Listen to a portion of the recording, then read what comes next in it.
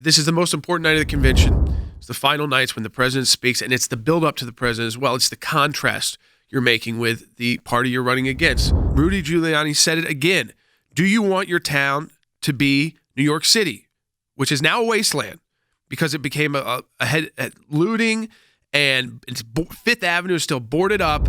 It is clear that a vote for Biden and the Democrats creates the risk that you will bring this lawlessness to your city, to your town, to your suburb. We had a U.S. Senator, Rand Paul, who said he was nearly killed, and there's video footage of it. I mean, believes that if he hadn't had the security that he had and the police that he had, the escort he had, and he was with his wife and some family friends who had attended the speech for at the convention on the White House lawn, that he would have been killed. I mean, this is, again, it just proved Rudy Giuliani's point. If you look at that footage last night and you think if that was not a United States senator, what would have happened? I think it would have been very tragic. And by the way, Jordan, just one other thing. How ironic is it? Senator Paul is actually the author of the Breonna Taylor Act, which reforms no-knock raids. So the mob, Jordan, they didn't have any idea who they were going after. He was with them on that issue. What touched me the most, maybe the entire night,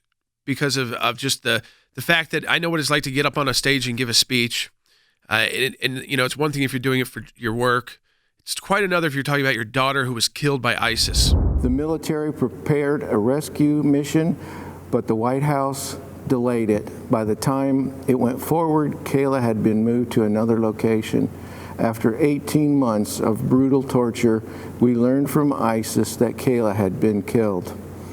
The Obama administration kept telling us they were doing everything they could, but their version of everything wasn't enough. I think the only reason they take that stage, if they think that additional lives that were going to be in the place of that Kayla was in could be saved, and they genuinely believe that President Trump would be the one to do that. And Jordan, the second reason really dovetails off that. It's because we have seen firsthand the contrast that they are talking about. I mean, if you go back before this administration, Jordan, I will just tell our listeners directly, it is like pulling teeth to get the bureaucracy of the Foreign Service inside the State Department. Sure, there are people who care, but what does it take for the bureaucrats to get the force of the United States government behind them? Jordan, it takes the leader of the bureaucracy. It takes the President of the United States to make it a priority. President Trump, you know, I give him this credit.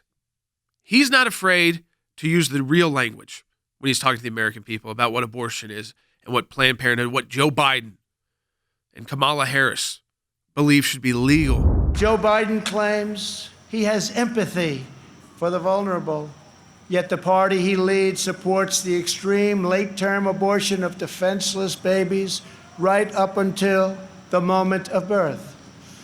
Democrat leaders talk about moral decency, but they have no problem with stopping a baby's beating heart in the 9th month of pregnancy. Democrat politicians refuse to protect innocent life, and then they lecture us about morality and saving America's soul. Tonight, we proudly declare that all children, born and unborn, have a God-given right to life. I think it's important to point out, every single night of the Republican National Convention, school choice was discussed. The Democrats want to abolish it for the poor kids.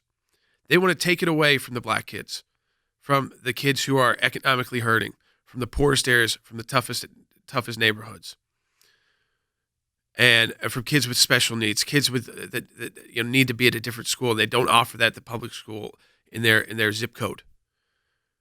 They want to abolish it.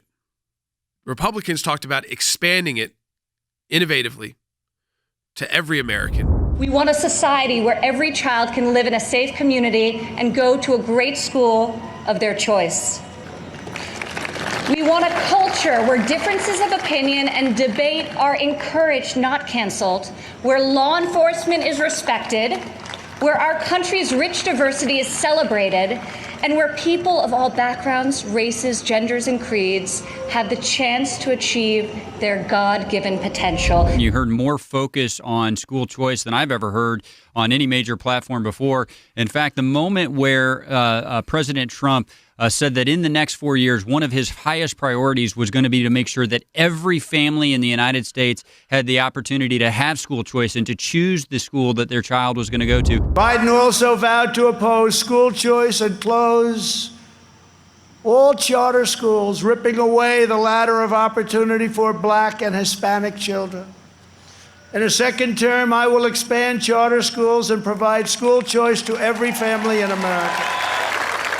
And we will always treat our teachers with the tremendous respect that they deserve. So Joe Biden wants to end, and the Democrats, they want to abolish all school choice programs in the United States. Abolish it. Because they are owned by teachers' unions, public schools teachers' unions. And so what do they put? They put first, they put the teachers first, not the kids. They put the unions first, not the kids.